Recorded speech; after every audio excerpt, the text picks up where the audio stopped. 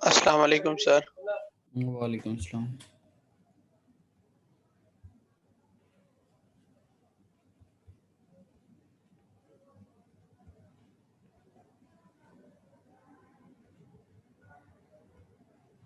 चलें जी, अभी 1 मिनट तक थोड़ा वेट करते हैं, फिर अटेंडेंस स्टार्ट करता हूँ।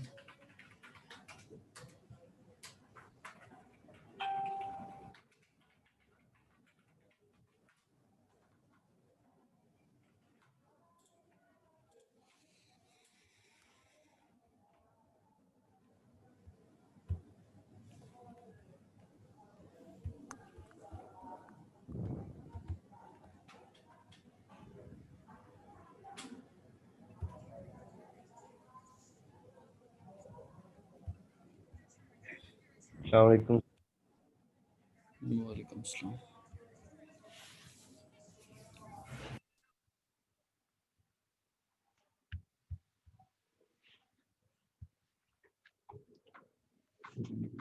अब्दुल मोहित मिर्जा,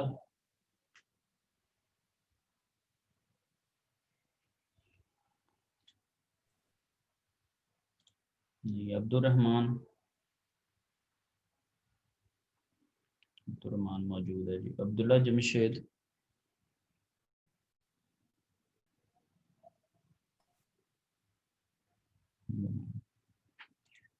अहमद अब्दाल,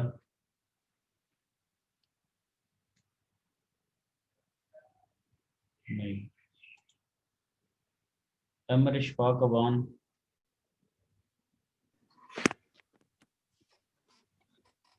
नहीं। Ali Suhail, present sir. ठीक है। अरीब लुकमान, नहीं। Danish Qudratullah, yes sir. ठीक। Faheem Afzal, present sir. ठीक है जी। Hisham Sarwar, present sir. ठीक। हसन अली, 020 हसन अली। खुरम शहजाद,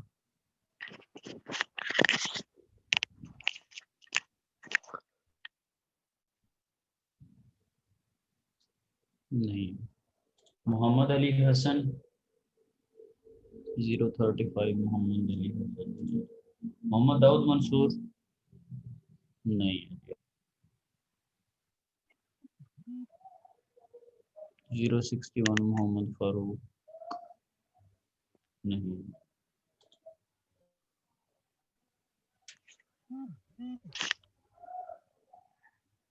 हसाम, ठीक है, मौजूद है। और मोहम्मद मजहर,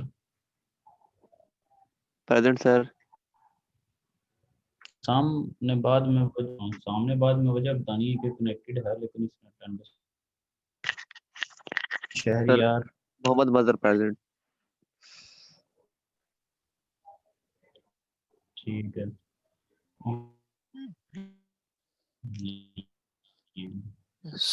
yes sir. Mohammad Umar Farooq, yes sir. ठीक है जी।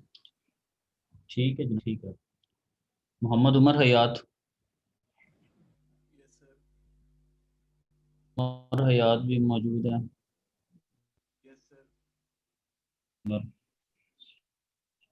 ठीक है। यानी हो मुश्तबा आमिर,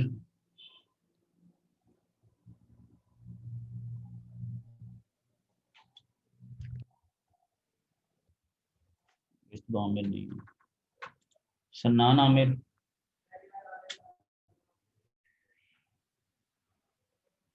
ये सन्नान आमिर का क्या, ये कौन है इसका?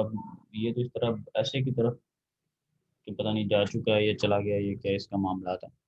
ये कौन है? इसको क्या मेरे से कांटेक्ट करे जरा। Shahzeb Ahmad Qureshi, present sir. इनको सेंस नहीं होती, मुझे लगता है स्टूडेंट्स को वैसे ही कि आ नहीं रहे, और ना टीचर को पता होता ना किसी बंदे को पता होता।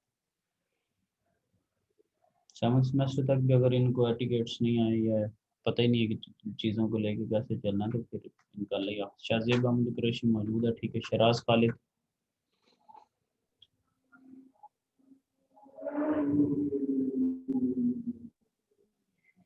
शराज खालिद आपकी कोई आवाज़ नहीं आ रही। ठीक है जी। सोहेल करीम बुकटी।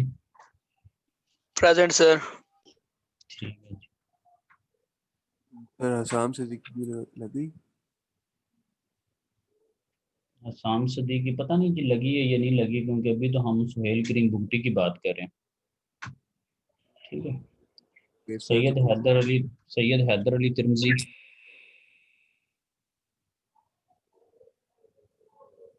सैयद हैदर अली तिरमिजी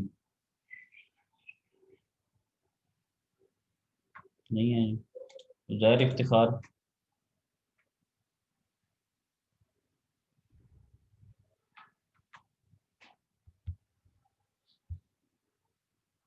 ज़ाहिर इफ्तिखार भी नहीं है। या इमरान।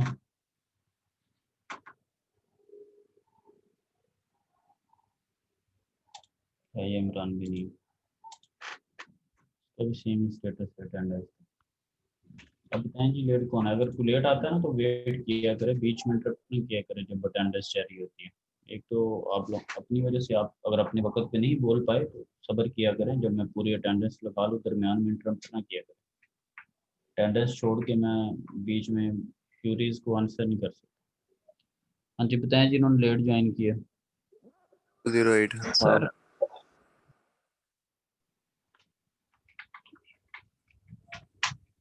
शाम सदीक की लगी हुई। और गरीब लुकमान। मेरी भी नहीं कहा करें, नाम बताया करें। हाँ जी।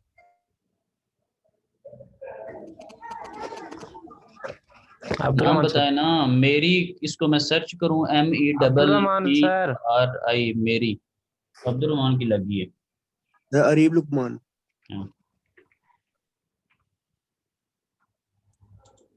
ठीक है जी। और गरीब लुकमान। लगी। चलें जी। ठीक है। और कोई जो भी लेट आया हो?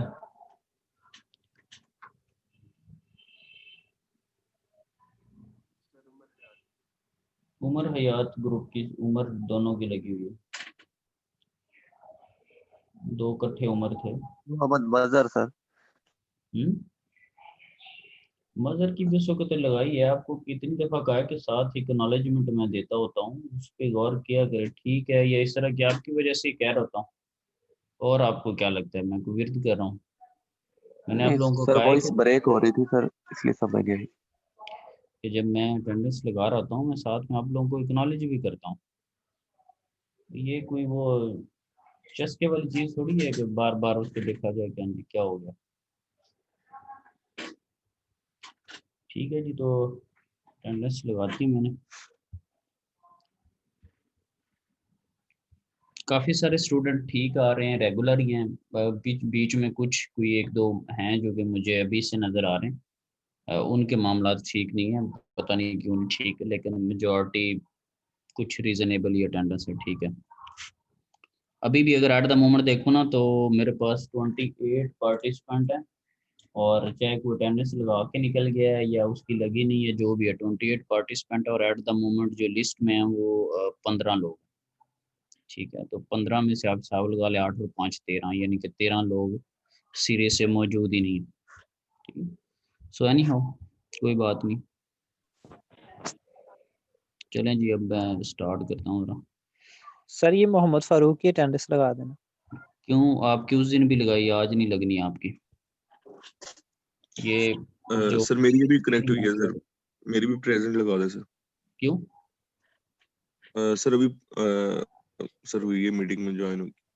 तो कोई बात नहीं, ये जिन्होंने पहले की हुई है वो पागल हैं। उमर फारूक और शहरियार एक दो दिनों से लगातार आपकी बाद में अटेंडेंस लगा रहा हूँ, तो क्या वजह?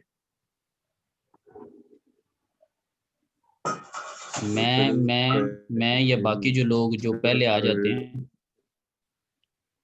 नहीं, हम लोगों का क्या, हम लोग गलती पे हैं जो बाकी स्टूडेंट जो टाइम पे आते हैं, या मैं जो इसको टाइमली हम स्टार्ट कर लेते हैं?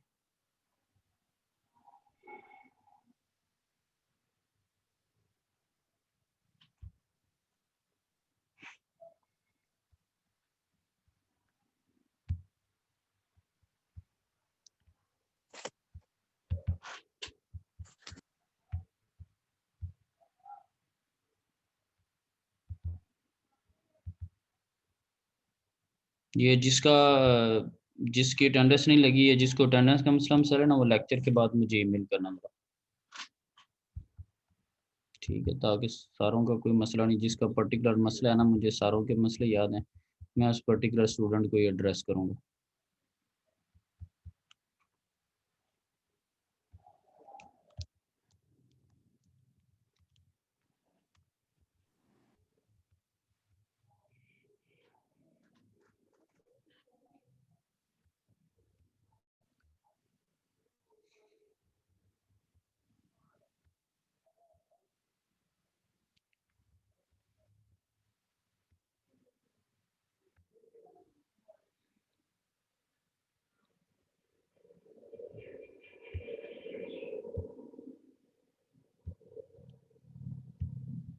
ओके जी, हम स्टार्ट करते हैं। लास्ट टाइम ना हम पावर क्वालिटी को और हार्मोनिक्स को जो है वो डिस्कस कर रहे थे।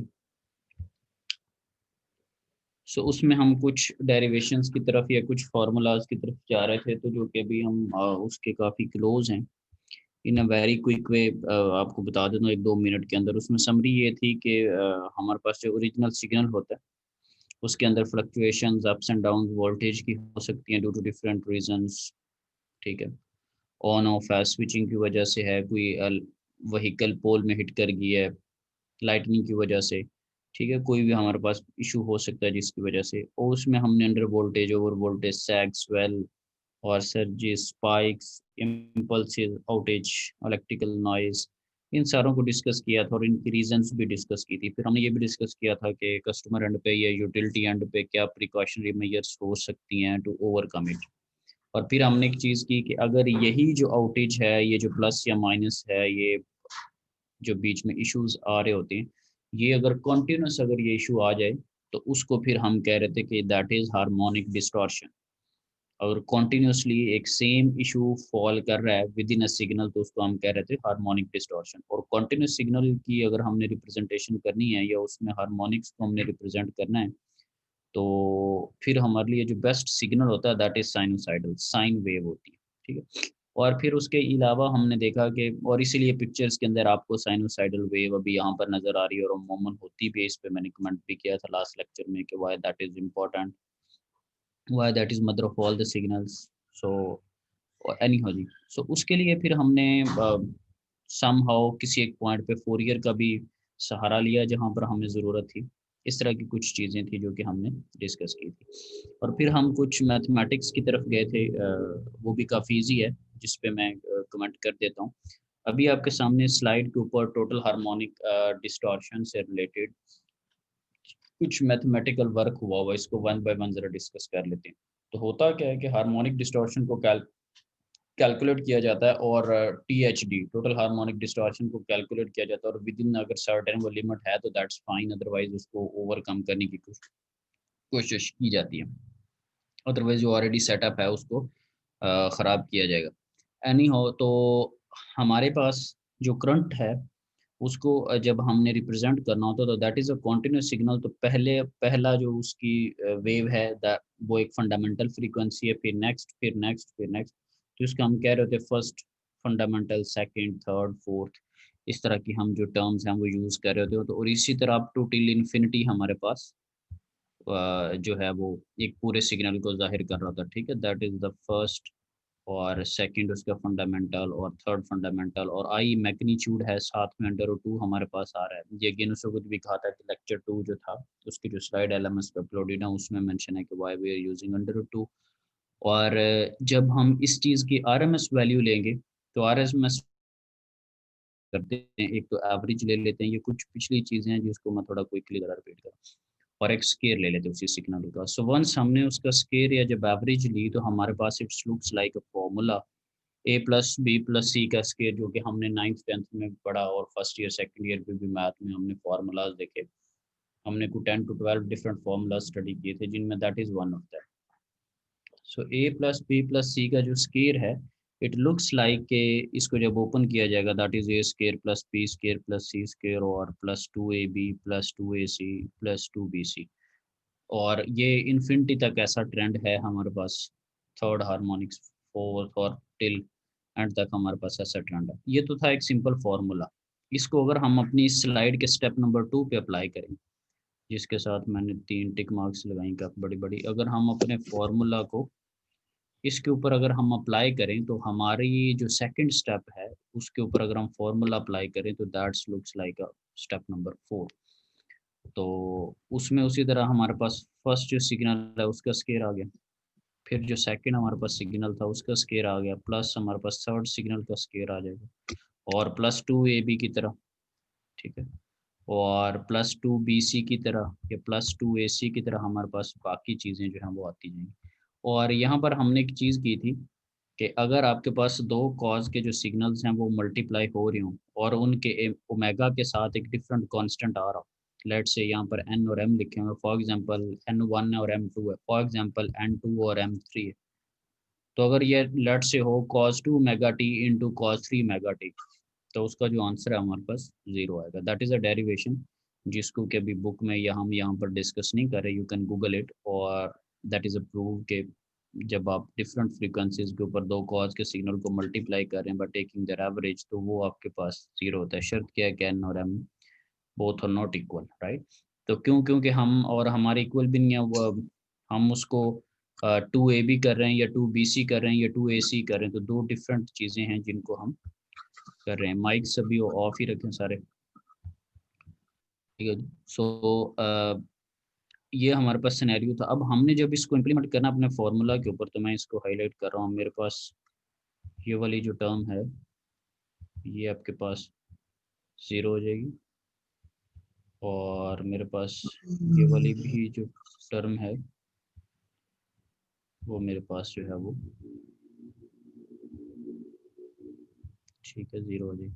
सो सारी जो 2AB 2AC और 2BC टाइप टर्म्स हैं दैट विल बी 0। ये जो इस टाइप की टर्म्स हैं वो मेरे पास जो है वो 0 हो जाएगी।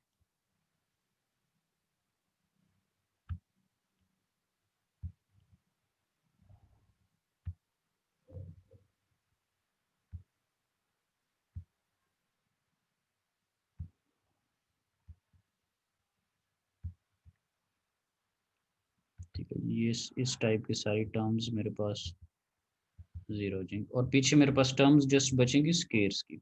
ठीक है जी, अब नेक्स्ट में चले जाते हैं।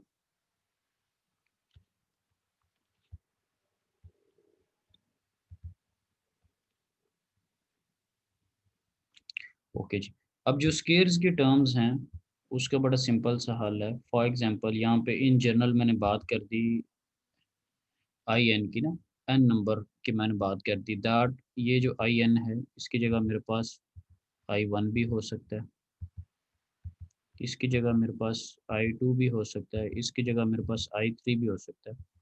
तो पहले सिंपल एक की बात को डिस्कस कर लिया जाए, फिर हर एक पे अप्लाई कर सकते हैं।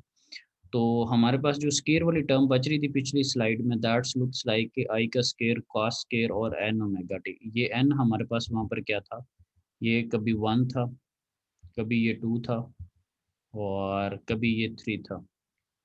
तो आपको पता है कि जब आप किसी भी साइनोसाइडल की कॉस्केयर की एवरेज लेते हैं, जैसे यहाँ पर कॉस्केयर ओमेगा टी इंटू एवरेज है, तो जब आपके पास ऐसा सिनेरियो होता है स्केयर्ड वर्जन की एवरेज लेते हैं तो उसका जो आंसर आता है दैट इज़ 1/2। ठीक है, इसका भी प्रूफ मौजूद है कि 1/2 आपके पास किस तरह से सिग्नल के अंदर आ रहा है। तो ये आपके पास जो सिनेरियो है दैट इज़ 1/2, और साथ में उसी तरह आई एन का जो स्केयर है वो आ रहा है। तो बात क्या है कि जब भी किसी साइनोसाइडल सिग्नल की आप स्केयर वर्जन के साथ उसकी एवरेज लेंगे तो उसका आंसर आता है 1/2। सो आपके पास ये फिर चीज़ क्या बन जाएगी, 1/2 और आई एन का स्केयर। अब जब हम बात करेंगे 1 की तो आई एन की जगह I1 हो जाएगा। जब हम बात करेंगे I2 की तो ये 1/2 I2 का स्केयर हो जाएगा। जब हम I3 की बात करेंगे तो ये 1/2 I3 का स्केयर हो जाएगा। तो ऐसा ही हुआ है। ये मैं कुछ स्केयर वाली जो टर्म्स थी वो मेरे पास I1 I2 और I3 ये चीज़ें हमारे पास जो हैं वो हो जाएंगी। ठीक है, और ये वही चीज़ है √2 के साथ जो चीज़ आ रही थी। ठीक है, टू वाला। तो ये सारे जो टूज हैं, ठीक है, ये इस जो अंडर रूट 2 वाली चीज़ साथ में चल रही थी, अब आप उसको अंडर रूट में ले गए तो वो अगेन वो अंडर रूट 2 को ही ज़ाहिर कर रहा है। तो ये टूज़ जो हैं वो 2 से सारे जो 2 है वो कट जाएँगे। हमारे पास जो चीज़ आ रही होगी वो सिंपली ये हमारे पास चीज़ बच रही होगी कि I1 का स्क्वायर, I2 का स्क्वायर और I3 का स्क्वायर। ठीक है जी। आरएमएस वैल्यू हमारे पास आ रही है जी, आरएमएस आ रही है। Fundamental, second, third, fourth till infinity सारों का स्क्वायर और उनका अंडर रूट। ठीक है, आरएमएस वैल्यू हमारे पास ये हमें दे रही है। तो अगर हमने टोटल हार्मोनिक डिस्टॉर्शंस के अंदर आरएमएस वैल्यू कैलकुलेट करना हो तो हम I1 का स्केयर, I2 का, I3 का स्केयर करेंगे और ये I1, 2s और 3s की हमें वैल्यूज़ दी होंगी, वहाँ पर लिखा होगा कि फर्स्ट फंडामेंटल, सेकंड और थर्ड, अभी बिल्कुल न्यूमेरिकल भी हमने करना है।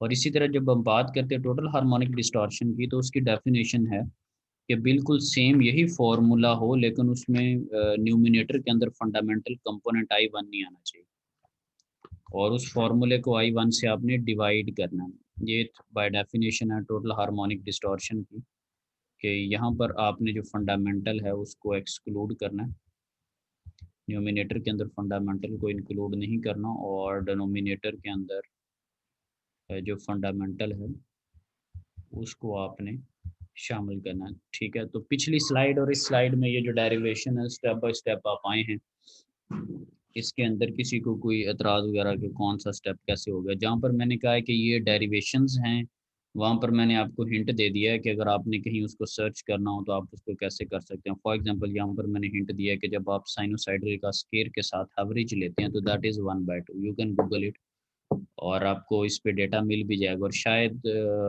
If I am not wrong शायद मैंने उस वक्त लेक्चर 2 के अंदर इसको एलएमएस पे अपलोड की कोई लिंक किया हुआ था। अब खैर थोड़ी पुरानी बात होगी, मुझे एग्जैक्ट याद नहीं है कि मैंने वाकई लिंक अपलोड किया हुआ यहीं, तो प्रूफ के तौर पे मैंने वहाँ पे लिंक दिया। तो ये एक तो यहाँ पे चीज़ यूज़ की है एज अ प्रूफ। और सेकेंडली जो हमने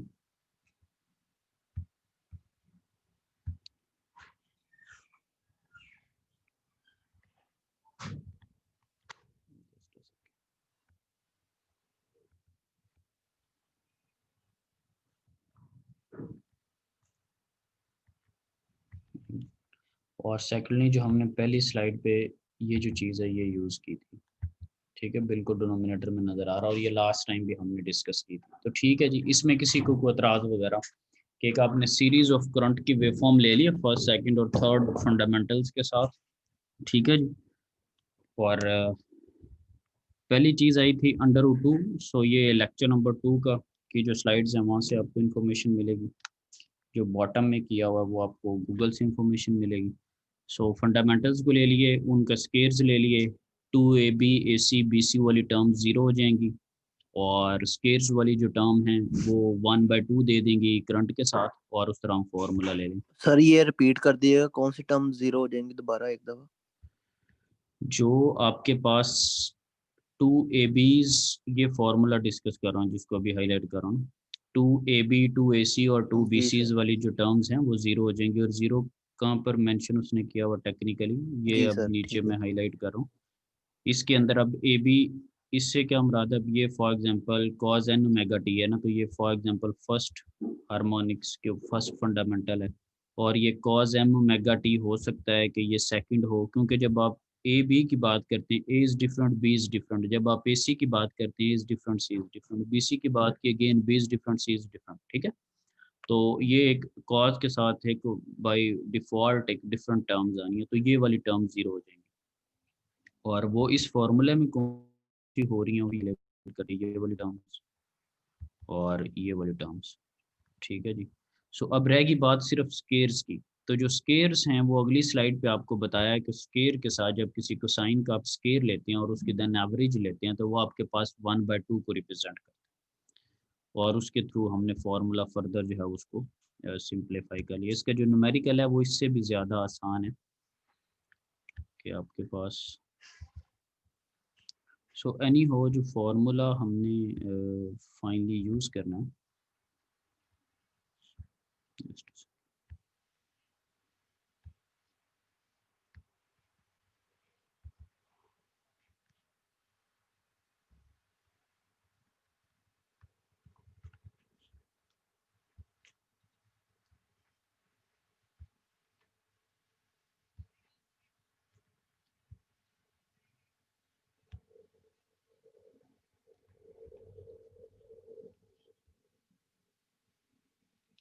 जो फॉर्मूला हम यूज़ करेंगे वो RMS का है और THD का, ठीक है। अब टोटल हार्मोनिक डिस्टॉर्शन में होता है कि ये स्लाइड के नीचे लिखा है, in power systems low THD means reduction in peak currents. For example currents की वैल्यूज़ हैं तो जो पीक करंट वैल्यूज़ हैं उनकी वैल्यू कम होंगी, और जब करंट की वैल्यू कम होगी लाइन लॉसेस और इस तरह के मामलात, हीटिंग का इफेक्ट, आई स्क्वायर आर और वो सारे मामलात कम होंगे। So TAD means reduction in peak currents, heating, emissions and core losses in motors। ठीक है, मोटर के अंदर भी आपने पढ़ा था कॉपर लॉसेस, कोर लॉसेस वगैरह पढ़े थे, ठीक है, जिसमें एक को आप आयरन कह रहे थे, एक को कॉपर लॉसेस कह रहे थे, एक आई स्क्वायर आर के साथ और एक बीच में हिस्टेरेसिस और डिफरेंट टाइप की चीज़ें थी।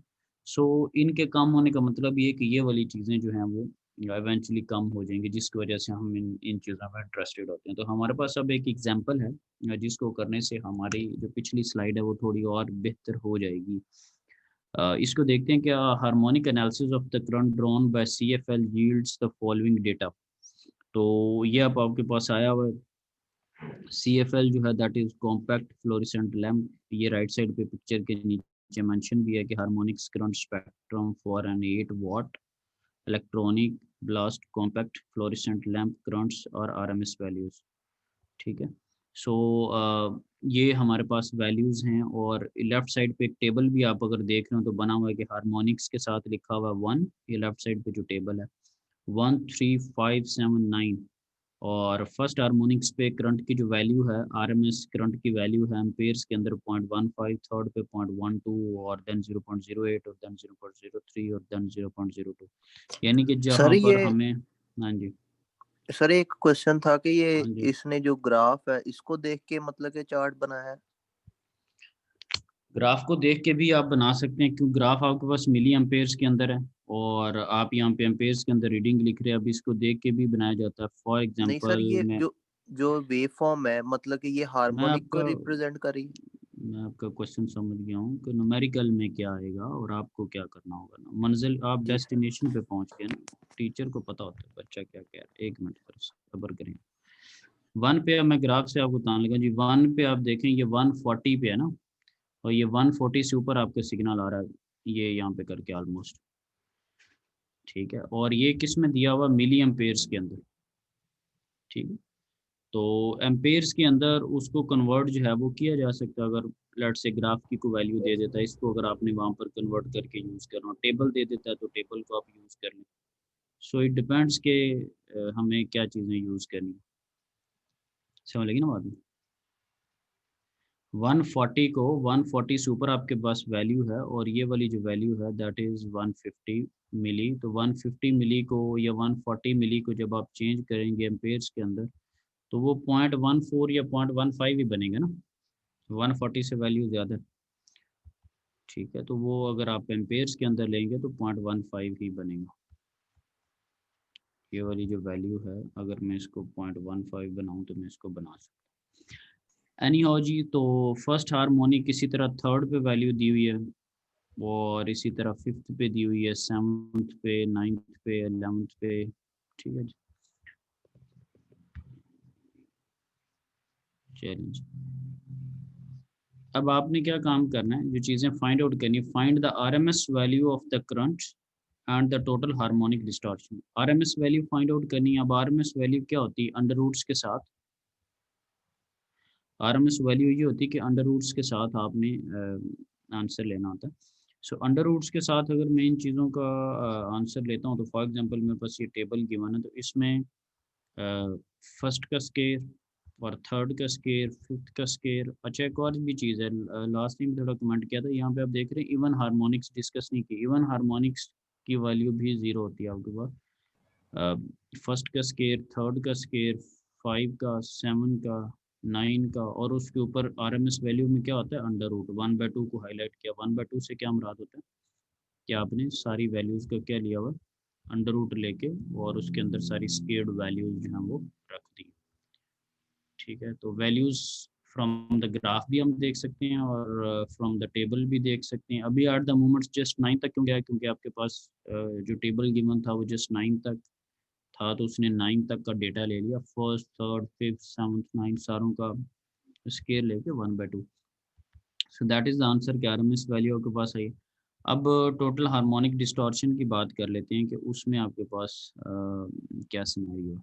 तो टोटल हार्मोनिक डिस्टॉर्शन का जो फॉर्मूला होता है वो ये कहता है कि न्यूमिनेटर के अंदर फंडामेंटल को इंक्लूड नहीं करना और डिनोमिनेटर के अंदर फंडामेंटल को इंक्लूड करना है विदाउट अंडर रूट।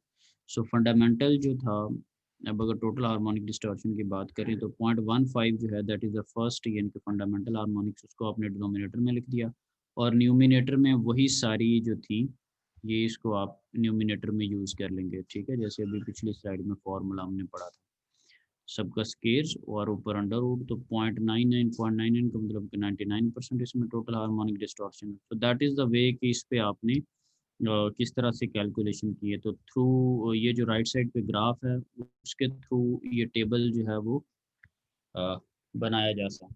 ठीक है, और पिछले फार्मूला में भी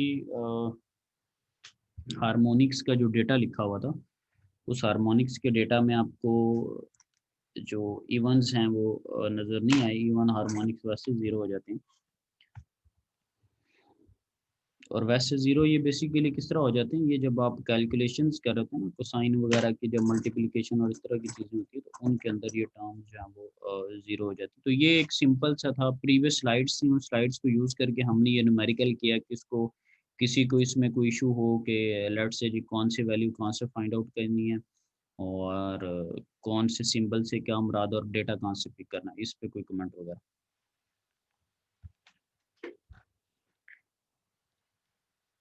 क्लियर है जी न्यूमेरिकल? चलें अब अगले पे, हाँ जी अब अगले पे देखते हैं। तो आपने इसी तरह ही पहले टोटल ये जो हार्मोनिक डिस्टॉर्शंस हैं उनको भी स्टडी करने से पहले देख लेना है कि किस टाइप की फ्लक्चुएशंस हमारे पास, under voltage, over swag, swell और नॉइज़ और ये सारी चीज़ें, इनसे फिर फर्दर आपके पास टोटल हार्मोनिक डिस्टॉर्शन की डेफिनेशन लिखेगी कि उसमें इसी तरह की चीज़ें होती हैं लेकिन कॉन्टिन्यूस जारी होती हैं। फिर उससे आपके पास कॉन्टिन्यूस सिग्नल की एक सीरीज रिप्रेजेंटेशन आएगी, फर्स्ट सेकंड थर्ड सारे फंडामेंटल्स उसके अंदर होंगे। और फिर जब आप उसकी आरएमएस वैल्यू लेंगे तो आप उसको सिंप्लीफाई करेंगे थ्रू फार्मूला ए स्केयर प्लस बी प्लस सी स्केयर टाइप टर्म्स, तो A B A C zero हो जाएंगी। स्केयर टर्म्स जो हैं उनके साथ 1/2 आ जाएगा और आपके पास सिंप्लीफाइड आरएमएस का फार्मूला आ जाएगा। इस तरह टोटल हार्मोनिक डिस्टॉर्शन में न्यूमिनेटर में नहीं उसको करना, फंडामेंटल को डिनोमिनेटर में आप उसको कर रहे हैं। ठीक है, तो ये एक पूरी समरी है 1 मिनट के अंदर कि हमने इसको क्या चीज़ें की हैं। ठीक है जी, अब आगे चलते हैं क्योंकि जब आप पढ़ रहे होते हैं तो चीज़ों का एक तरीका होता है ना। ठीक है, उसको जस्ट अच्छा, अब इसमें ये एक मैंने चीज़ ऐड की थी, वोल्टेज एक नॉचिंग होती है कि लट से आपके पास किसी सर्टेन पॉइंट के ऊपर ना, ये उसी तरह जैसे आपके पास आउटेज आ गई, फ्लक्चुएशन आ गई, होता क्या है कि अगर आप नीचे वाली टर्म देखें, नीचे वाला आखिरी ग्राफ देखें राइट साइड पे, उसको मैं हाईलाइट कर रहा हूँ, कुछ पॉइंट्स के ऊपर आपके पास जो वोल्टेज है उसकी वैल्यू एग्जैक्ट वो नहीं है जो कि आपको ग्राफ में रिप्रेजेंट हो रही है, कुछ ड्रॉप हो रहा है वोल्टेज, सर्टेन पोर्शन जो है वो ड्रॉप हो रहा है जी। इसको हम क्या कहते हैं, वोल्टेज नॉचिंग ना। ये उसी का एक रेप्लिका है। बीच में मैंने किसी दौर में ये नीचे एक पेपर ऐड किया था, ये लिखा हुआ HTTP एक्सप्लोर। ठीक है, इस पे अगर आप जाएंगे ना तो वो आपके पास पूरा एक फॉर्मूला भी लिखा होगा कि वोल्टेज नॉच कैसे कैलकुलेट करते हैं, वो कितने टाइम के लिए होती है, क्या होती है। सो इसमें आपको एक नई एक चीज़ का पता चल जाएगा वोल्टेज नॉचिंग की सेंस में। इसमें लिखा हुआ है there will be voltage drop in the connecting lines during current surge. तो ये सर्जी स्पाइक्स में जब हमने देखा है कि, और इसके अंदर वोल्टेज में जो कमी आ रही है वो आप उसको फाइंड आउट कर सकते हैं। ठीक है, और ये देखें कैपेसिटर में भी एडेड, यानी कि अगर इसको ओवरकम करना हो, इसको स्मूथ अगर करना हो तो कैपेसिटर उस टाइम के ऊपर ऐड बीच में किए जा सकते हैं ना। जैसे आप डीसी वगैरह जब वैल्यू लेते हैं, ठीक है, तो आपके पास, आपको पता है जब आप उस पे, हमारे पास डीसी की दो टाइप्स है ना, हाफ वेव रेक्टिफिकेशन और फुल वेव जब आप कर रहे होते हैं, तो वैसे आप अमूमन देखें ना तो आपके पास, ये मैं बना रहा हूँ फुल वेव में आपके पास आधी वेव ही सिर्फ मिल रही होती है। पता है आपको, ये जो मैं बना रहा हूँ राइट साइड पे टॉप, यस सर। लेकिन ये तो डीसी को रिप्रेजेंट नहीं कर रही। ये अगर देखूं तो ये it's looks like half AC, ये तो एक तरह का अल्टरनेटिंग है ना, पहले पैराबोला ऊपर बढ़ा फिर पैराबोला नीचे आई, तो ये डीसी वैल्यू तो नहीं है। तो हम बीच में कैपेसिटर्स वगैरह ऐड करते हैं और फिर आप फॉर्मूला भी पढ़ते हैं कि 0.636 या 0.318 हाफ वेव के लिए और फुल वेव के लिए, और जो आपके पास ये पैराबोला की वैल्यू होती है उसका 0.318 या 0.636 इतना आपको डीसी में मिल रहा होता है। फिर डीसी में कांस्टेंट लाइन होती है, तो डायरेक्ट आपको वो लाइन नहीं मिल रही होती है हाफ वेव या फुल वेव में। इस चीज़ का आइडिया ना आपको, ठीक है। तो आपको एक लाइन स्ट्रेट बनानी पड़ती। सो एनी हाउ कैपेसिटर बीच में ऐड कर सकते हैं ताकि जहाँ पे वैल्यूज लोअर में जा रही हैं वहाँ पे कैपेसिटर अगर पहले चार्ज अप हुआ हुआ तो कैपेसिटर वहाँ पे डिस्चार्ज होके ये वैल्यूज आपको प्रोवाइड कर दे। सो अगर किसी ने मज़ीद इसको देखना हो तो वो ये पेपर पढ़ ले। और सर मैंने इसको 2-2.5 साल पहले इसको किया था स्टडी। ये काफ़ी एक अच्छी चीज़ है कि आप अगर वोल्टेज कम ज़्यादा हो रहे हैं तो आप उसको कैसे करना, फार्मूला भी लिखा हुआ, मैथमेटिकल थ्योरी भी है और बेसिक लेवल पे एक पेपर है बड़ा अच्छा सा। सो इसको आप देख सकते हैं अगर किसी ने इसकी मज़ीद डिटेल में जाना हो तो। और स्टूडेंट लेवल पे लिखा हुआ बिल्कुल, आई हैव रेड इट, बड़ी अच्छी तरह जो चीज़ें ना समझ आ जाती है, बिल्कुल बिगिनर के लिए चीज़। एनी हाउ अच्छा, एक दफ़ा अगेन समरी करने की ज़रूरत है क्योंकि मैंने अगली चीज़ बीच में थोड़ी सी ऐड करनी है कि आपके पास जो प्लस माइनस सिग्नल के अंदर जो अनवांटेड चीज़ें बीच में ऐड अप हो जाती हैं उससे हम टोटल हार्मोनिक डिस्टॉर्शन की तरफ आए थे कि कॉन्टिन्यूस वो चीज़ें बीच में रह रही थी। बाकी जो चीज़ें थी उनके साथ मेंशन होता है कि कुछ फ्यू मिली सेकेंड्स के लिए हैं, कुछ मिली सेकेंड्स के लिए हैं। टाइम का फैक्टर बीच में अक्सर उनकी डेफिनेशन में मेंशन है। तो जब हम आगे देखा तो कॉन्टिन्यूस के अंदर फुल फ्लैज हमारे पास आ गया था। फिर हमने आरएमएस वैल्यू भी देख ली और टोटल हार्मोनिक उसकी डिस्टॉर्शन भी हमने कैलकुलेट कर ली। इसी चीज़ को जब हमने एक्सटेंड किया, अब हम बात करने लगे हैं कि यही जो हार्मोनिक्स का टॉपिक है इसको जब हम अप्लाई करते हैं आपके पास 3 फेज़ के अंदर। और 3 फेज़ के अंदर मैंने आपको लास्टिंग थोड़ा सा टच इसका दिया था कि हमारे पास स्टार और डेल्टा कनेक्शंस, ठीक है, दो हमारे पास टोपोलॉजीज़ हैं, दोनों को हम यूज़ कर सकते हैं। और हमने इनको जिन्होंने मशीन लैब की होगी तो हमने वहाँ पर ट्रांसफार्मर के ऊपर इनको अप्लाई करके उसके कुछ 1-2 एक्सपेरिमेंट भी हमने किए थे। सो बाकी बुक्स में भी स्टडी किया होगा आपने यकीनन।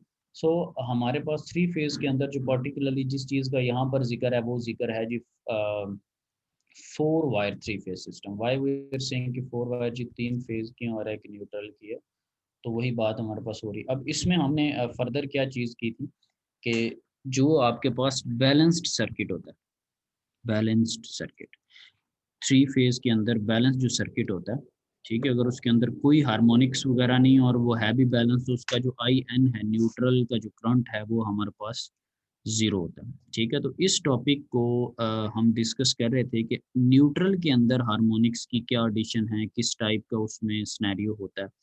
तो वो हम सब ने फॉर्मूला पढ़ा कि जो आई न्यूट्रल होता है ना उसमें तीनों फेज आके अकोमुलेट हो रहे होते हैं, आई ए, आई बी, आई सी। अब आई ए क्या है, ये एक फेज है और इसका दूसरे फेज से 120 का फेज एंगल का डिफरेंस है। इसी तरह आई सी है, इसी का तो तीसरे के साथ 120 का डिफरेंस है। सो आपने एक चीज़ लिख ली कि for balance 3 phase current with no harmonics, तो आई एन उसमें क्या होता है 0। तो अब देखते हैं कि ये आपने हमने लिखा कैसे ना। सो अंडर रूट 2 उसी तरह साथ में मैग्नीट्यूड आ रहा है जब भी हम एसी सिग्नल को रिप्रेजेंट करेंगे, आई फेज उसकी मैग्नीट्यूड है और कॉज ओमेगा टी, ठीक है। और इसी तरह इसमें फेज आपके पास 0 है, ठीक है। और इसमें 120 का और इसमें जो फेज है वो -120 का, तो इनका 120 का एंगुलर जो है वो फेजर बीच में डिफरेंस है। अब जब हम बात करते हैं आई ए की फॉर एग्जांपल या आई बी की फॉर एग्जांपल या आई सी की फॉर एग्जांपल, तो ये फुल फ्लैज एक पूरी एक वेव है। आई बी की जब हम बात करते हैं तो फुल फ्लैज पूरी एक वेव है, जब हम आई सी की बात करते हैं तो फुल फ्लैज एक वेव है। अब इस फुल फ्लैज वेव से मेरा क्या मुराद है, फॉर एग्जांपल फर्स्ट फेज है मेरे पास, तो वो फेज किस चीज़ को ज़ाहिर कर रहा होगा, साइनोसाइडल सिग्नल को, साइन को, साइन टाइप मेरे पास एक सिग्नल होगा। उसी तरह वो कॉन्टिन्यूस चल रहा होगा, first harmonic, second, third, fourth, fifth. इसी तरह अगर मैं आई बी की बात करूं तो उसी टाइप का एक सिग्नल होगा लेकिन 120 का उससे एंगुलर फर्क होगा फेज का, लेकिन वो भी उसी तरह ही एक कॉन्टिन्यूस चीज़ जा रही है। इसी तरह मेरे पास एक आई सी होगा जो again that is the same signal, लेकिन उसमें 120 का फेज का डिफरेंस है और वो भी उसी तरह ही चल रहा होगा। तो यहाँ पर हमने तीनों को देखना है। तो उन तीनों को देखने के लिए IA, IB और IC, ठीक है, इनके हमने चीज़ें लिखी हैं। ये फर्स्ट हार्मोनिक्स और ये थर्ड हार्मोनिक्स, इसलिए उसने ऊपर लिखा भी हुआ विद थर्ड हार्मोनिक्स, यानी कि इसके साथ फर्स्ट के साथ कॉम्बिनेशन किया गया थर्ड का। हर जगह पर आप देख रहे होंगे जो इवन हार्मोनिक्स हैं उसको इग्नोर किया जा रहा होगा। मुख्तलिफ पॉइंट्स पे आप नोटिस उसका करेंगे, क्योंकि इवन हार्मोनिक्स की वैल्यू आपके पास 0 होती। ओके जी, सो यहाँ पर फर्स्ट थर्ड, इसी तरह IB की बात कर लें, फर्स्ट और ये थर्ड, और इसी तरह -120 वाले की बात कर लें तो ये फर्स्ट है और ये हमारे पास जो है वो थर्ड कंपोनेंट है। इसी तरह सो ऑन, इसमें बाकी कंपोनेंट भी हो सकते हैं। तो जस्ट यहाँ पर एट द मोमेंट किसको डिस्कस किया गया, with third harmonics. So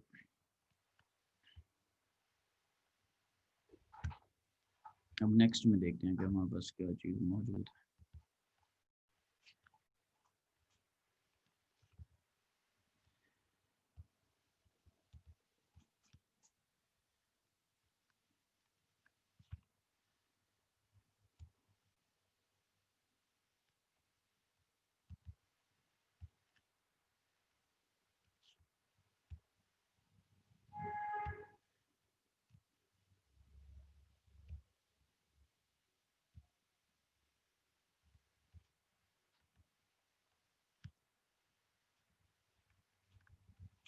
Just a second.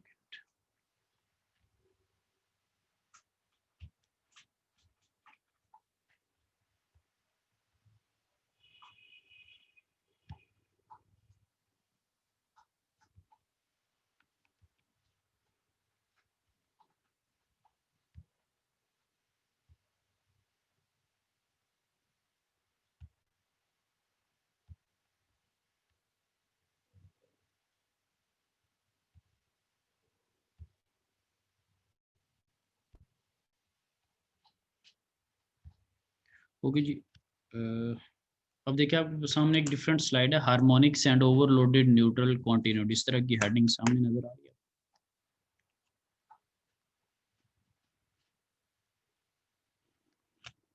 Students,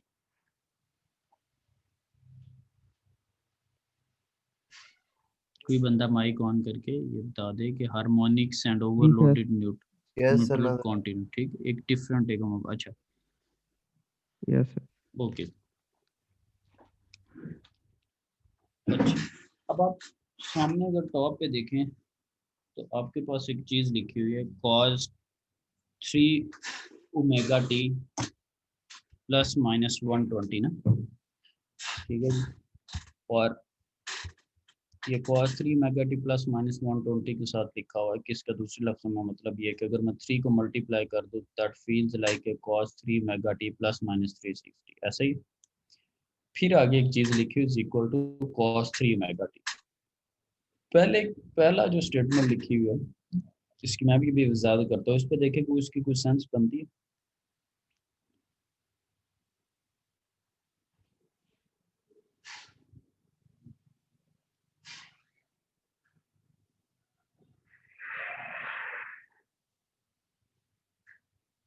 हाँ जी, इस पे देखें, ये जो पहला स्टेटमेंट लिखी हुई है, जितने भी 2-3 लोग मौजूद हैं जो कि म्यूट पे सर लगा के कहीं 360 नहीं पे गए तो हुए।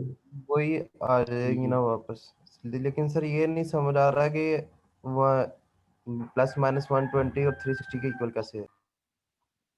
ठीक, असल में पहला स्टेप देखें कि कॉज के साथ अंदर लिखा हुआ 3 मल्टीप्लाइड है, कॉज के साथ मल्टीप्लाइड है पहले स्टेप में 3, cos 3 omega T plus minus 120। तो जब 3 मल्टीप्लाई होगा ओमेगा टी 3 ओमेगा टी बन जाएगी और यस 120 जो है वो 360 बन जाएगी। बात समझे? Yes sir. ठीक है, तो उसके बाद करने का मतलब ये है कि जब आप थर्ड हार्मोनिक्स की बात करेंगे ना, तो उसमें जब प्लस वाला 120 होगा वो 360 को ज़ाहिर कर रहा होगा, माइनस वाला जो 120 होगा वो भी 360 को ज़ाहिर कर रहा होगा, और जो बजाते खुद ज़ीरो होगा वो ज़ीरो को ही फंडामेंटल को ज़ाहिर कर रहा होगा। अब ज़ीरो पे मौजूद होना या प्लस 360 पे मौजूद होना या माइनस 360 पे मौजूद होना, इसका एक ही मतलब है। क्या ख्याल?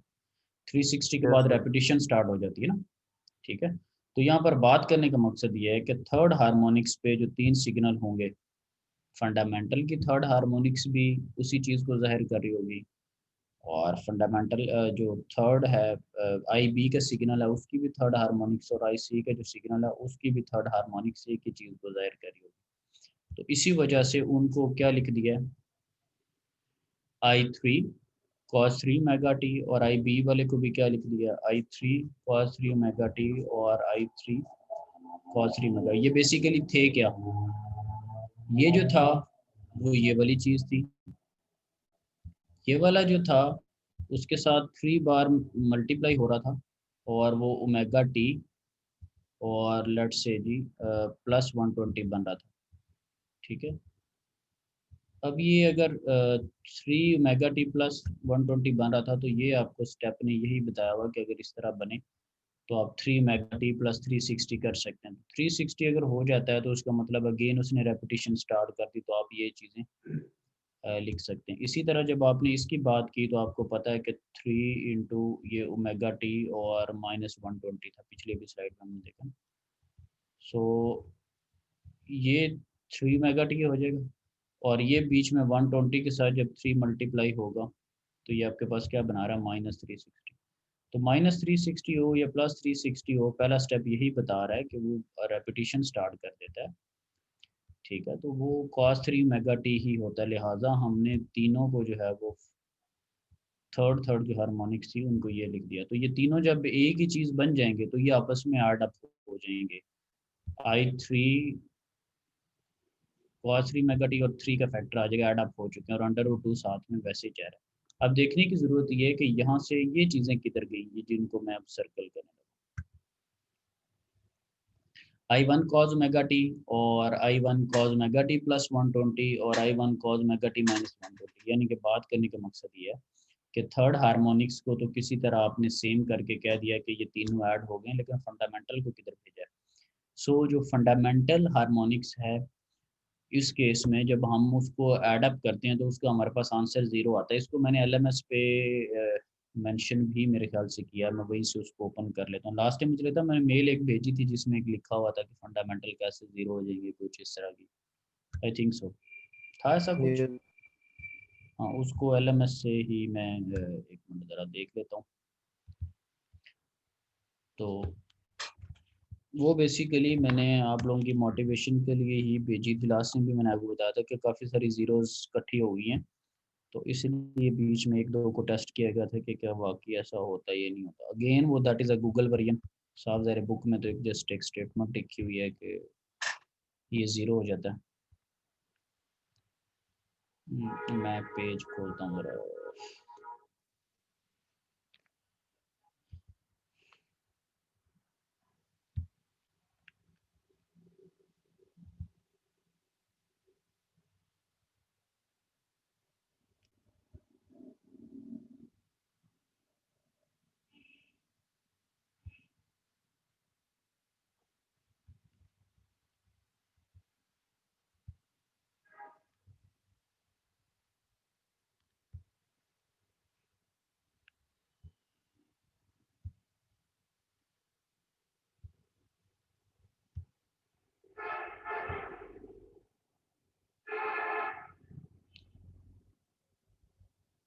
अच्छा, आपके सामने अब वो जो हैंड रिटन पेज है ना वो नज़र आ रहा होगा, उम्मीद है मुझे, ऐसे ही।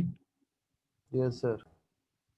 अच्छा, इसमें अब क्या काम किया गया कि इसमें उसी तरह ये देखें आई ए लिखा हुआ, उसी तरह आई बी है, इसमें फर्स्ट कंपोनेंट भी और थर्ड भी है। ये उसी तरह मैंने बुक से देख के लिख कर साथ में मेंशन भी किया हुआ कि दैट इज 3.170।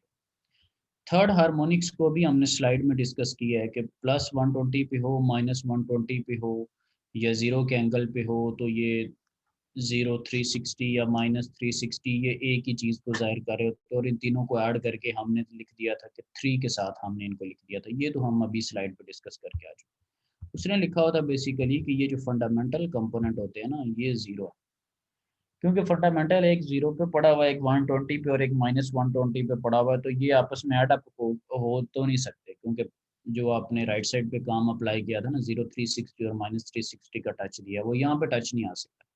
क्यों? क्योंकि यहाँ पे 3 का फैक्टर ही नहीं है, तो 120 ही रहेगा, -120 -120 रहेगा, 0 0 ही रहेगा उस पे। तो इस पे आप वो वाला काम नहीं कर सकते कि जो तीनों सेम है और हम ऐड कर लेते हैं तो 3 टाइम्स हमारे पास आंसर आ जाए, ऐसा यहाँ पे 0 है। कैसे 0 है? फॉर एग्जांपल अब अगला जो काम करने लगे हैं उसमें जस्ट फंडामेंटल को ही डिस्कस किया जाएगा, थर्ड को डिस्कस नहीं किया जाएगा। So currents in the fundamental frequency add to 0, sum उनका लिया हुआ है, हाउ जी कैसे ले लिया।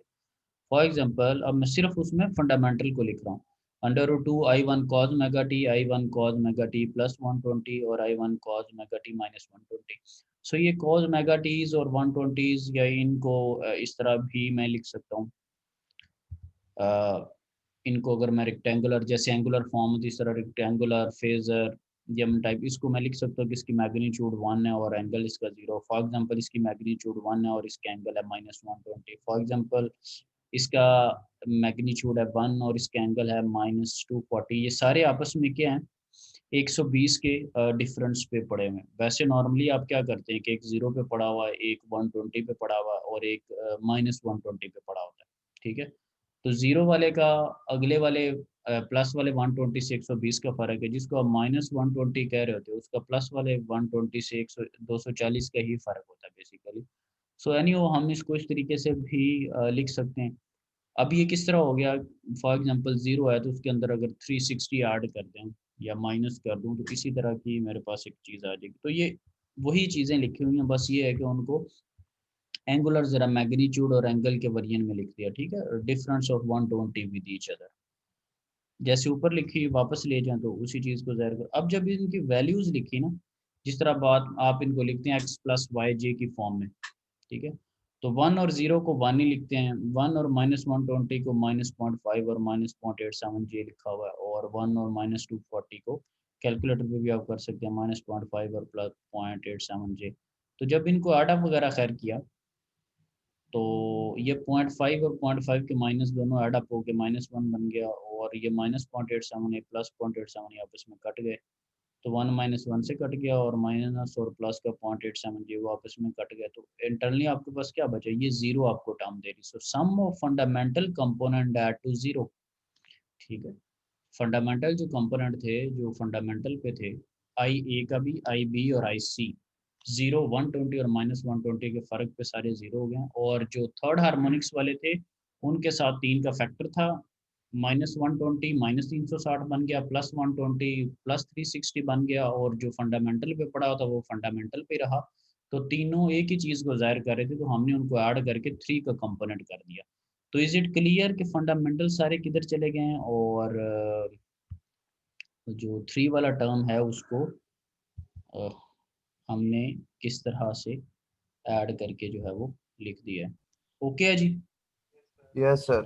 अच्छा, अब बीच में और ये आप देख रहे होंगे कि ये समझने में भी थोड़ा मुश्किल लग रहा होगा, तो लेकिन इसका मटेरियल तैयार करके इसको प्रेजेंटेशन की फॉर्म में लेके आना और समझाने के काबिल होना, ये उससे भी कई गुना मुश्किल है। कोई चीज़ किधर से पकड़ी हुई है, कोई चीज़ किधर से पकड़ी है, तो आपने इसकी थोड़ी लाज भी रखनी है, समझ लगी ना बात की। ठीक है, आप तो लिसनर है ना, आप सुन रहे हैं किधर से डेटा है कहाँ से है, लेकिन देख रहे हैं कि चीज़ थोड़ी कॉम्प्लेक्स है, फिर आपने एफर्ट भी उस तरह से करना। अच्छा, फिर मैं बार बार आपको फिर इस पे वापस आ जाते हैं जी, चलें इसी चीज़ पे। तो ये हमने जो थर्ड हार्मोनिक से उनको ऐड कर दिया और बाकियों को 0 कर दिया, प्रूव मैंने आपको बताया, तो हमारे पास ठीक है जी, IN = 3/2 I3 cos 3 mega T, ठीक है जी। सो ये 3 का बीच में टर्म आ गया, ठीक है। तो अगर मैं RMS की फॉर्म में इनको लिखूं, अगर मैं RMS की फॉर्म में इनको लिखूं तो ये पूरा एक RMS वैल्यू को ही जाहिर कर रहा है ना।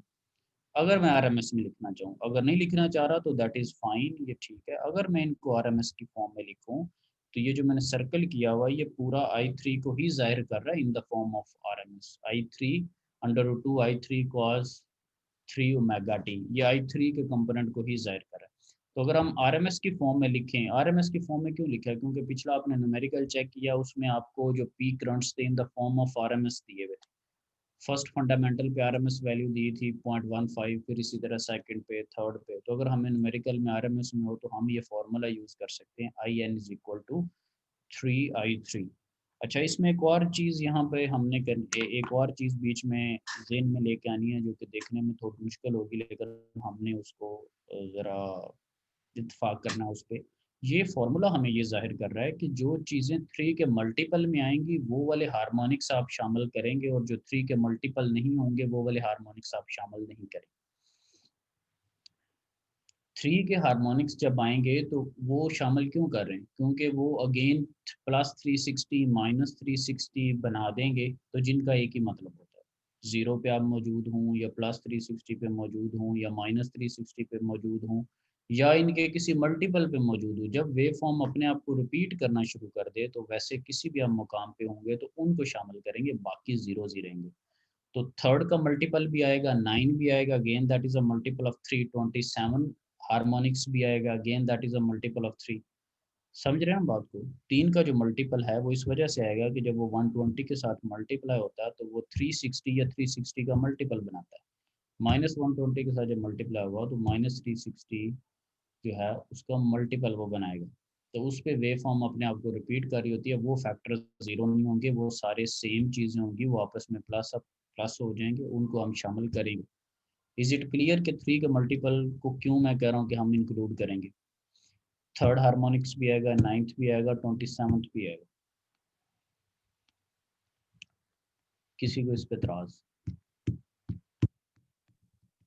जी सर ठीक है। अभी तक ये ठीक है। जब न्यूमेरिकल में मेरे पास डेटा हो सारे हार्मोनिक्स का तो तीसरे को भी शामिल करना, 9th को भी, 7th वगैरह को भी, इस तरह।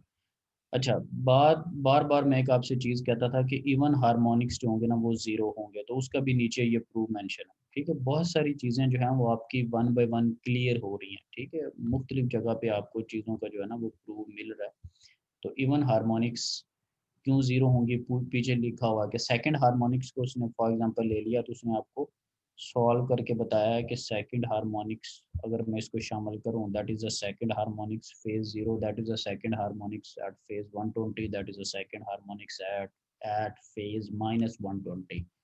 ये आपके पास पहले फेज को जाहिर कर रहा है, ये दूसरे को, और ये तीसरे फेज को जाहिर कर रहा है, और उन तीनों फेज के अंदर ये उसकी सेकंड हार्मोनिक्स है। तो उसको उसने सिंप्लीफाई किया, आपके पास ये सारी चीज़ें लिख के मेंशन किया हुआ है कि अगर आप इनको सॉल्व करें तो आपके पास आंसर जो है वो ज़ीरो की फॉर्म में आएंगे फर्दर जब आप इनको सॉल्व करेंगे। ठीक है, क्योंकि इसमें कोसाइंस और उनके फार्मूलाज और उस तरह की ट्रिग्नोमेट्रिक यूज़ होती है, तो इसी वजह से आपने ये अब तरस देख लिया कि इवन हार्मोनिक्स को इतनी ज़्यादा लिफ्ट कहीं भी नहीं कराएगी। उसकी वजह क्या है कि वो एड अप होके ज़ीरो हो जाते हैं। बाकी टर्म्स जहाँ जहाँ पे ज़ीरो हो रही थी उन चीज़ों को हमने उस तरह से डिस्कस किया हुआ है। अब मैं इस पे आगे एक मिनट जाता हूँ।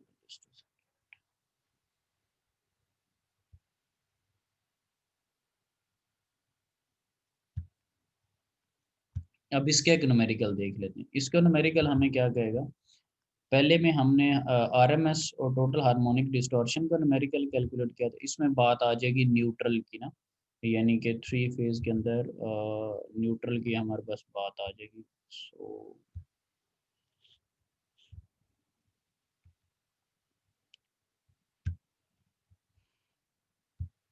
अब एग्जांपल नजर आ रही है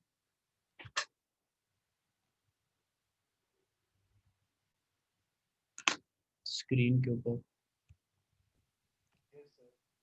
ठीक है जी। अभी एग्जांपल क्या कह रही है, क्या 4 wire Y connected balanced load, ये उसी टॉपिक को सारे को जाहिर कर रहा है कि 4 वायर सिस्टम है, वाई कनेक्टेड है, यानी कि बीच में न्यूट्रल का जिक्र है, और बैलेंस्ड सर्किट है, has phase current described by the following harmonics, ये उसकी हार्मोनिक्स है लेफ्ट राइट साइड पे। हार्मोनिक के नीचे लिखा हुआ first, third, fifth, seventh, ninth, 11th, 13th, और RMS करंट्स लिखे हुए हैं 100, 50, 20, 10। ये मैंने उस वक्त आपको फार्मूला समझाते हुए पिछली स्लाइड में कहा था कि हम RMS में फार्मूला को क्यों जाहिर कर रहे हैं, क्योंकि हमारे पास टेबल्स या ग्राफ्स अमूमन RMS वैल्यू के अंदर होते हैं। ठीक है जी, तो ये वो बात थी, इंटरलिंक्ड हो गई कि क्यों उसने लिखा find the RMS currents flowing in the neutral wire and compare it to the RMS phase currents। तो देख लेते हैं कि इसका हमने क्या करना है काम। सबसे पहली जो न्यूट्रल लेट्स से आपके पास वायर है, उसके अंदर अगर आप IN के अंदर अगर मैं चीज़ों को देख रहा हूँ, या मैं अगर फेज के अंदर देख रहा हूँ, पहले तो बात ये कि find the RMS current flowing in the neutral wire और compare it to the RMS phase currents. तो फेज करंट की सेंस में अगर बात करें, जो सिंपल RMS का फॉर्मूला होता है, अभी न्यूट्रल की नहीं बात कर रहा, सिंपल पुराना RMS का अगर फॉर्मूला देखूं तो उसमें मैं क्या कर लेता हूँ कि मेरे पास ये जो सारे कंपोनेंट्स हैं इनका मैं स्केयर लेके और अंडर रूट ले लेता हूँ, इन सारे कंपोनेंट्स का स्केयर लेके और अंडर रूट ले लेता हूँ। ये तो RMS करंट हो गया ना इन ईच फेज। ये वो पिछली वाली तर्ज पे था, पुराना जो हमने न्यूमेरिकल किया था उसी तरह। अब जब यहाँ पर ये वाला टॉपिक हमने पढ़ा था, जिस पे अब मैं थोड़ा फोकस करने लगा हूँ, इसमें हमने ये चीज़ पढ़ी है, न्यूट्रल के अंदर हमने एक डेरिवेशन की कि यार जो थर्ड के मल्टीपल्स हैं वो रह जाते हैं और बाकी सारी टर्म्स जो हैं वो ज़ीरो हो जाती हैं, जो अभी हमने रिसेंटली प्रूव किया है। तो अब हमने इस पे गौर करना है कि थर्ड के एलिमेंट रह जाते हैं, बाकी ज़ीरो हो जाते हैं। तो देख लेते हैं कि थर्ड के एलिमेंट क्या हैं। तो जो थर्ड का एलिमेंट है वो थर्ड हार्मोनिक्स वाली 50 को हम इंक्लूड करेंगे और नाइन्थ को हम बीच में इंक्लूड करें। इन दो को क्यों किया, क्योंकि ये दोनों ही थर्ड के मल्टीपल हैं और बाकी जो टर्म्स हैं वो डेफिनेट सी बात है हमारे पास जीरोज हैं। तो इन दो को सिर्फ हम इस्तेमाल करेंगे, 50 को और 8 को। इस्तेमाल किस तरह से करना है वो अब आप सीखने लगे। पहला काम ये था कि न्यूट्रल का जब आप फॉर्मूला लिखते हैं, पीछे आपने देखा कि IN is equal to 3I3। I3 बीच में क्या था, थर्ड की RMS वैल्यू और 3 साथ में मल्टीप्लाई। तो वहाँ पे आपको एक बात आई थी कि थर्ड के मल्टीपल सारे बीच में आएंगे। तो अब ये जो मैंने दो को यहाँ पे हाईलाइट किया है, उन दो को यूज किस तरह से करना है। अगर आप देखें तो ये 50 बीच में है और ये 8 है। अब देखने की बात यह है कि इनके साथ 3 क्यों है, इनके साथ 3 की टर्म क्यों आ रही। ठीक है, अब 3 की टर्म आपने पिछले स्लाइड में भी देखा था, वहां पे लिखा हुआ था कि IN is equal to 3I3। और ये 3 क्यों बन गया था, ये 0 पे और 360 पे और -360 पे जो सेम ही सिग्नल था वो ऐड अप होके तो कितने सिग्नल बन गए, 3। बात समझ लगी, फॉर्मूले में 3 क्यों है जी। ठीक है जी। सो जब आपने मल्टीप्लाई कर दिया तो दैट इज 150 एम्पेयर और दैट इज 24 एम्पेयर। इनको अब हमने यूटिलाइज करना, ठीक है, इनको यूटिलाइज करना जी। 150 को और 24 एम्पेयर को हमने यूज करना है। ये बीच में क्यों लिखा हुआ है एट 180 हर्ट्ज और 540 हर्ट्ज, फंडामेंटल फ्रीक्वेंसी है 60। तो 60 का थर्ड 3 से मल्टीप्लाई करें तो 180 बनता है। और इसी तरह नाइन्थ हार्मोनिक अगर हो तो 60 को जब आप 9 से मल्टीप्लाई करें तो ये 540 हर्ट्ज बनता है। ये बेसिकली मतलब होता है फर्स्ट फंडामेंटल या सेकंड फंडामेंटल का, कि एक 60 पे है, सेकंड फंडामेंटल 120 पे होगा, थर्ड फंडामेंटल 180 पे होगा, देन सो ऑन। तो खैर ये फ्रीक्वेंसीज तो बीच में यूज़ नहीं होनी एट द मोमेंट, लेकिन यानी कि इस वक्त यहाँ पे यूज़ नहीं हो रही, लेकिन बता दिया है कि ये कैलकुलेट कैसे होंगी, इस्तेमाल किया जा सकता है अगर कहीं करना हो तो। सो ये इसके अकॉर्डिंगली हमारे पास आई हैं जी।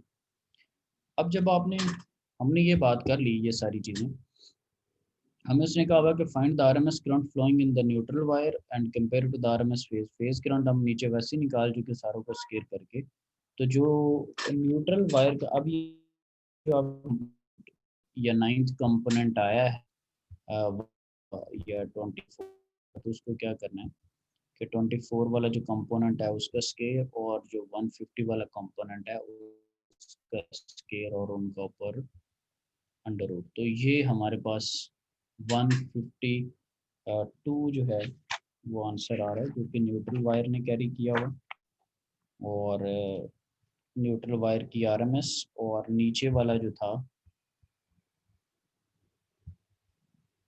ये क्या चीज़ है, ये उसी तरह पुरानी तर्ज पे आपने RMS वैल्यू कैलकुलेट किया। इन ईच फेज जितने भी आपके पास थे हार्मोनिक्स, उन सारों का स्केयर लेके अंडर रूट लेके तो आपने आंसर निकाला। तो इसमें किसी को कोई इशू, जो पिछली डेरिवेशन की थी 3i3 की, और वहाँ पर जो चीज़ सीखी, और यहाँ पर थर्ड और नाइन्थ के हार्मोनिक्स के साथ एक तो उसको शामिल किया, शामिल करने के साथ साथ 3 से मल्टीप्लाई किया, और फिर फर्दर उनको यूटिलाइज किया, तो इनमें किसी को कोई एतराज़ वगैरह या कोई चीज़ जो है, तो ये इस तरह पे हमारा मुकम्मल हो गया है न्यूमेरिकल भी और चीज़ें भी। हाँ जी, ठीक है जी, ठीक है। तो ये आपने एक्सरसाइज में इसी तरह से जाके जो आपके पास हार्मोनिक से रिलेटेड चीज़ें हैं उनको आपने उनके न्यूमेरिकल भी करने हैं, और ये इसी तरह ये ट्रांसफार्मर के अंदर जो आपके पास कोर या हिस्टैरिसीस लॉसेस होते हैं ना, वो आपको बताया हुआ है, ठीक है। ये आई स्केयर आर में या हिस्टैरिसीस लॉसेस के अंदर किस तरह की आपके पास चीज़ें होती हैं। सो एनी हो, जो आपके काम करने वाला है उसमें आपने क्या काम करना प्यारे भाई कि आपने हार्मोनिक्स के टॉपिक्स को अच्छी तरह स्टडी करके RMS वैल्यू या टोटल हार्मोनिक डिस्टॉर्शंस को देख लेना। फिर जब 3 फेज़ की बात करेंगे, 3 फेज़ 4 वायर बैलेंस सर्किट, उसके अंदर देख लेना। तो ये जो सारी चीज़ें आपको बताएंगे इनको आप जो है वो कर लेंगे। ये अभी जो डेरिवेशन ज़ीरो वाली खोली हुई थी ये LMS पे मेंशन है, और ये आपको लोगों को लास्ट टाइम मेल भी की थी। और डेटा जो होता है वो मैं ज़्यादा वीक वाइज उसको मैंने डिस्ट्रीब्यूट किया होता है, जहाँ पर पढ़ा है तो ये वीक 9 के अंदर छोटा सा उसका प्रूफ पड़ा हुआ, ठीक है। और ये जो यहाँ पर चीज़ गिवन है, ये जो हम यहाँ पर कर रहे हैं ना, ये ओल्ड वर्जन की स्लाइड्स बनी हुई हैं, तो इसलिए इन एग्जांपल्स में अगर आप देखें ना तो आपको 2.13 या इस तरह टूल्स की फॉर्म में नजर आएंगे। तो ये बेसिकली चैप्टर नंबर 2 नहीं है, ये मैंने आपको बताया हुआ है कि ये चैप्टर नंबर 3 है, पावर क्वालिटी इसका नाम है, और आर्टिकल 3.8 है। LMS पे भी और यूट्यूब पे भी सारी जगह पे मेंशन किया हुआ है। तो ये पुरानी जो है वो वर्जन की स्लाइड्स हैं। अभी जो लेटेस्ट यानी कि बुक है उसका ये चैप्टर नंबर 3 है और आर्टिकल 3.8 है। तो थर्ड चैप्टर के अंदर आपको एज इट इज़ इस टाइप की एग्जांपल्स वगैरह मिलेंगी, थोड़ा बहुत उनमें फ़र्क हो सकता है हल्का फुल्का, तो वो आपने देखना। शॉर्ट फॉर्म में मैंने बुक भी अपलोड की हुई है, उसको भी आप देख सकते हैं। ये स्लाइड्स भी LMS पे अपलोडेड है। हाँ जी, कोई और क्वेश्चन हो? कोई कुछ कहने लगा था फिर शायद। सर अटेंडेंस लग जाएगी अपनी? अटेंडेंस वाले जो है ना वो ईमेल पे आए ताकि मैं देखूं कौन क्या कर रहा है। कुछ तो मुझे याद हो गए हैं और बाकियों को भी मैं देखूं कि किधर किधर आते हैं। हाँ जी अब्दुल मोहित, ठीक है, बाकी लीव करना चाहें तो कर सकते हैं। अटेंडेंस वाले जो हैं वो ईमेल पे आ जाए। सर वो जिसको मेरी रहते लाइट हैं। ना, लाइट गई हुई थी सर कोई इस बात इलाके नहीं, की। कोई बात नहीं, अब आ गई है ना तो उस पर मेंशन कर दें कि मेरा ये इलाका है और उसमें बिजली गई हुई थी। जी सर ठीक है। हाँ ठीक है, अटेंडेंस तो लगा दें। ठीक है, जी सर। ठीक है, कोई इशू वाली सर बात ईमेल नहीं है। करते हैं आप? हाँ जी, अटेंडेंस वाले मेल पे आ जाए। जिनकी नहीं लगी अटेंडेंस बच्चे मैंने लगा दी है सबकी, आपको पोर्टल पे नज़र भी आ रही होगी। जिनको मसले मसाइल हैं सिर्फ उनको का ये ना हो कि पूरी क्लास मेल कर दे मुझे। अटेंडेंस हो चुकी है, लग चुकी है। ये सिर्फ जो बिजली वाले हैं या कोई और वाले हैं वो हैं बस। ठीक है, अल्लाह हाफिज़।